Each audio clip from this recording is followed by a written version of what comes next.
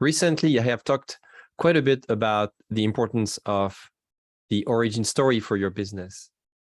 It's crucial that you learn how to articulate a personal and individual story for why your business started in the first place. But in fact, in reflecting on this topic, I think that, first of all, I should talk about the origin dimension. And I've been thinking about this for a while now. I launched the strategic narrative canvas many years ago, by naming one of the 4 dimensions that now I call dimensions, the origin story. But I think I should talk about the origin dimension. And here is why. I feel like a business is always in constant evolution. And it's important to be able to look at where the business comes from, where you come from, if the business is just you or a small set of people, and if it's a big organization, where does business come from, through a series of defining moments.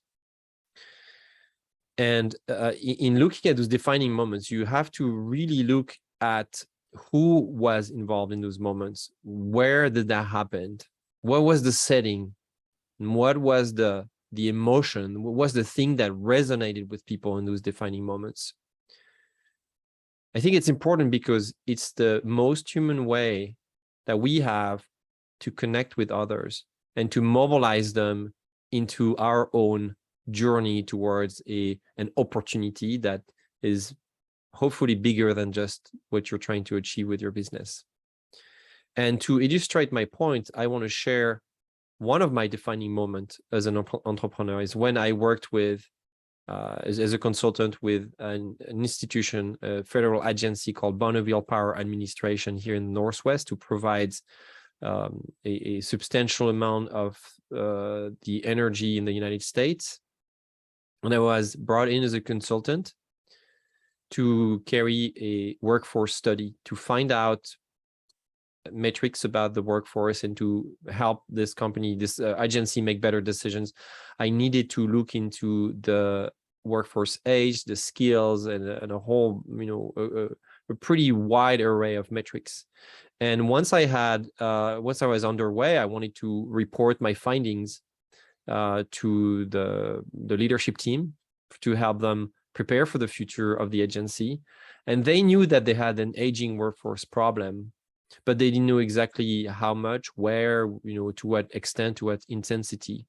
And one of the things that I was struggling with was to convey the message that, yeah, there were some alarming findings.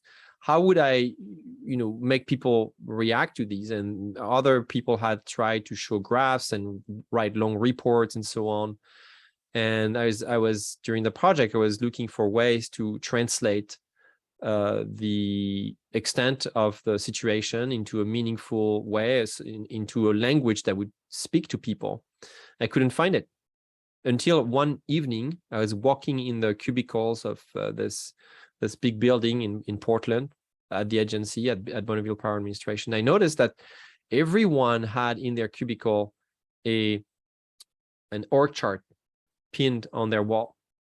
And I started to think, yeah, this is really one of the artifacts that expresses the language of this organization. It's a quintessential illustrative element for the culture of this organization. And if I really want to help this organization, I have to think more like an anthropologist. I have to really assimilate. I have to really be part of this organization, act like I'm one of them. In fact, they did a great job in welcoming me, giving me a cubicle and a whole set of tools that just like everybody else had. So I decided to do the following. I decided to see how I could overlay my data, the insights I was finding, into the org chart. And once I had done that, then I was hoping that the picture would be vivid enough that this leadership team would react to it and say, yeah, we do. Now we see the problem. Now we can do something with it. Now we can take action, which is what happened. So I overlaid my data on top of this org chart that I can't show you because it's confidential information. But what you could see on that org chart is where in red, where the workforce and where the organization was most at risk, because some people would retire, they were too old, they had critical knowledge with them, and they were, you know, in spots where they need to be replaced, but there was not really a succession plan in place. And I presented this to the leadership team, and their reaction was just significant. They stood up, and then I kept showing it to other people throughout the organization the days after. Even one person asked me for a pair of scissors to cut the part of the orchard that was their organization, and then go tell that story to their team. From that experience, and why was this a defining moment in my origin dimension for MetaHelm, my business?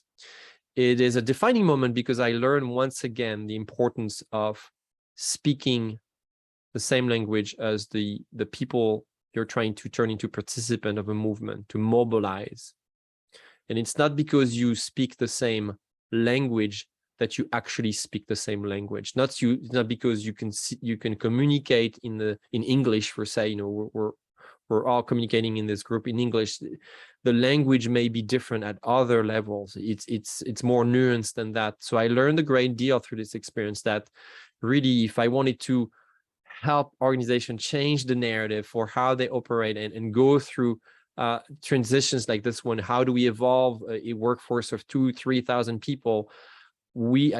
I would need to really speak their language. So that language was visual in my case, and I had to come up with a creative idea to make it work. But once I had that, it was much easy. It was much easier. So once again, I learned this lesson, a really critical defining moment for me that drives really how I operate here with MetaHelm. It's critical that I go into working with entrepreneurs by taking the time to listen, taking the time to carefully pick up some of the vernacular, not just verbal, but visual also as well, but also cultural. And then I dig into the assumptions that we all make. At the time when I was working in the cubicle, I made the assumption that, yeah, everybody has an org chart, and yeah, that's the way it is. But then I stepped back for it just took me a minute. To step back and realize that it was an assumption that I needed to recognize and work with, and that it was there not just because, but it had a significant importance to people. It was not just a map that was there to provide with the name and the phone number and the department code for each part of the organization. It was there to signify that people care about authority, and that's how they see their companies in square blocks and areas that represent where things are happening in the organization. So I hope this sheds some light when you hear me talk about origin and origin story. It's more of a dimension. I could tell you more defining moments for me, but what matters is your defining moments. Are you able to trace them? Are you able to explain why they were so important, what you learned from them, and how they inform the future of your business, the future of your organization? Are you able to tell them? Are you able to share them in a way that makes people react, also that helps you relate, connect with people, that helps you build trust when you want to bring in new team members, new partners, new investors, and obviously when you want to try to serve more people, so get more clients? It's essential that you get clear on this, not because you're going to tell your origin story every day, but because somehow in your mind, when it's clear, you make better decisions. But also you will have a chance to, place your origin story on a website, if you're going to podcast, if you're going to pitch. It's always there. It's always part of who you are, your identity. It's a critical element for differentiation. There may be many other businesses that claim to be doing what you do, but you only have the experience that you have, right? And it comes from what you've lived, what you've experienced, what mattered to you, how you reacted, how you listened to what you should do. to stick out and don't fall into conformity, but be courageous enough to propose an alternative to something that may represent a challenge to people. In my case, my challenge was, how do we convey that information? I needed to be less conform about my ways of presenting my information, but at the same time, I use something that is very conform. But both of them combined together created something different and new. I hope that this helps you continue to reflect on the origin dimension. Don't undervalue it. Don't believe that in your organization, if everyone has a different take on this origin dimension, it's going to be a problem.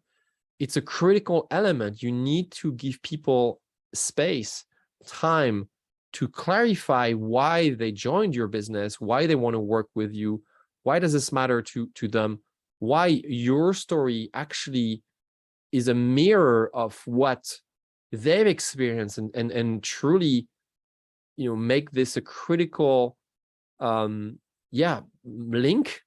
in what you want to build together. It's an essential piece to understand how a group can go through change. So now I get inspired by this idea, but it's time to wrap up for me and go to my next the next chapter of my day here. I just wanted to pop up and hopefully, I hope this shed some light.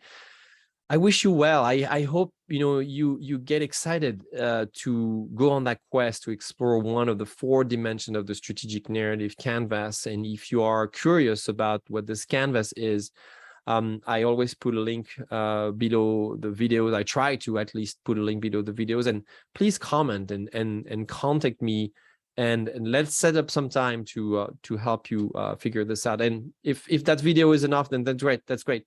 Take that video and do what you have to do with it. I wish you the best, and I'll see you next time.